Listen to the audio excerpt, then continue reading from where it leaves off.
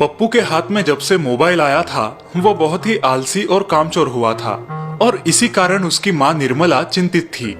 पप्पू बेटा नहा लो, 10 बज चुके हैं, मुझे काम पे निकलना है। क्या मुसीबत है। हाँ माँ, ये एक गेम खत्म कर लूँ फिर नहाता हूँ। और अपने कपड़े, स्कूल की किताबें ठीक से अलमारी में रख देना। क्या हाल बना के रखा है तुमने अलमारी का?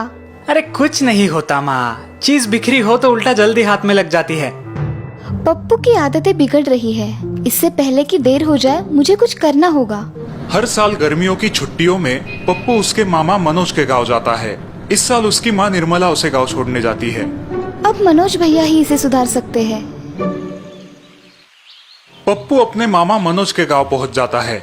मामा के बच्चों के साथ उसकी खूब जमती।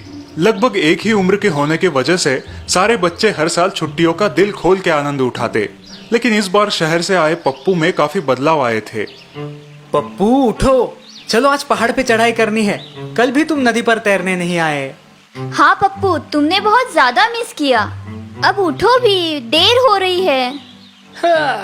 सोने दो ना यार, तुम लोग जाओ, मुझे नहीं आना। कौन इतनी ऊंची पहाड़ी चढ़ेगा। मुन्ना और सोनाली पप्पू के इस बदले बर्ताव से चकित हो गए थे और साथ ही दुखी भी। भैया, ये पप्पू को क्या हो गया है? हमेशा जैसे किसी भी खेल में रुचि नहीं दिखाता। हाँ, मैं भी वही सोच रहा हूँ। पप्पू पहले ऐसा नहीं था। चलो हम पहाड़ी पर जाके आते हैं। यहाँ घर पे पप्पू आराम से उठता है। अपना बिछाना चद्दर बिना ठीक ठाक किए वैसे ही रसोई घर में जाता है। मामी, बड़ी जोर की भूख लगी है, नाश्ता दीजिए प्लीज। हाँ बेटा, पहले ब्रश कर लो, नहा लो। नहीं मामी, दांत ब्रश करने में मुझे बड़ा बोरिंग लगता है। मैं नाश्ता करने के बाद ब्रश कर लूंगा। ये पप्पू को क्या हो गया है? जब से आया है बदला बदला लग रहा है। पहले कितना गुणी था, एक भी बुरी आदत नहीं थी। अब अपने जूते तक सही जगह पर नहीं रखता। पहाड़ी पर घूमने जा रहे मुन्ना और सोनाली को उनके पिता मनोज रास्ते में मिलते हैं। अरे वाह, आज कहाँ निकली है टोली? बाबूजी, हम पहाड़ी पर सैर सपाटा करने जा रहे हैं। अरे वाह वाह, जाओ जाओ। लेकिन तुम्हारा साथी पप्पू कहाँ है? बाबूजी, पप्पू अब बहुत बदल गया है। अब वो पहले जैसे हमारे साथ मौज मस्ती नहीं करता। जब देखो तब मोबाइल लेके बैठा रहता है या सोता रहता है। तभी निर्मला वहाँ पे आती है। देखा भैया, मैंने कहा था ना पप्पू की आदतें बिगड़ रही है। अब आप ही कुछ कीजिए। तुम चिंता मत करो, मैं उससे बात करूंगा। तुम मार्केट जाके अपना काम करके आओ। मनोज घर आता है तब पप्पू एक खटिया पर बैठकर मोबाइल पर गेम खेल रहा है। उसकी चद्दर बिछाना अभी भी वैसे ही अस्त व्यस्त पड़ा है। पप्पू की ये बुरी आदत छुड़ा नहीं पड़ेगी। क्यों भांजे, क्या चल रहा है? तुम गए नहीं पहाड़ी पे? नहीं मामा, इतनी ऊंची पहाड़ी चढ़ना अब बहुत बोरिंग लगता है मुझे। उससे अच्छा यहाँ मोबाइल पे बैठे बैठे ही अच्छा टाइम पास हो जाता है। मनोज रसोई में आते हैं। मामी उन्हें पप्पू के बदले व्यवहार के बारे में बता देती है। पता नहीं ऐसा क्यों लगता है, पप्पू सारी अच्छी आदतें भूल गया है। कल भी दोपहर 3 बजे स्नान किया था उसने। मैं बात करूंगा उससे।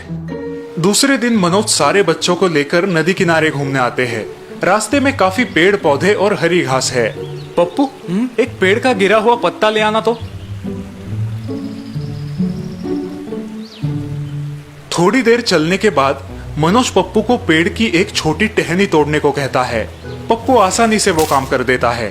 थोड़ा और आगे जाने के बाद मनोज पेड़ की थोड़ी बड़ी शाखा तोड़ने के लिए कहता है। इस बार पप्पू को थोड़ी मुश्किल होती है, लेकिन जोर लगा के वो पेड़ की छोटी टहनी तोड़ ही लेता है। मामा, ये क्यों करवा रहे हो आप मुझसे? बताता हूँ बेटा। थोड़ा आगे जाने के बाद मनोज पप्पू को एक पौधा उखाड़ने का चैलेंज देता है। पप्पू बहुत जोर लगाता है और जैसे तैसे वो पौधा तोड़ लाता है। मामा, बस अब आगे जाके मुझे पेड़ उखाड़ने के लिए मत बोलिए।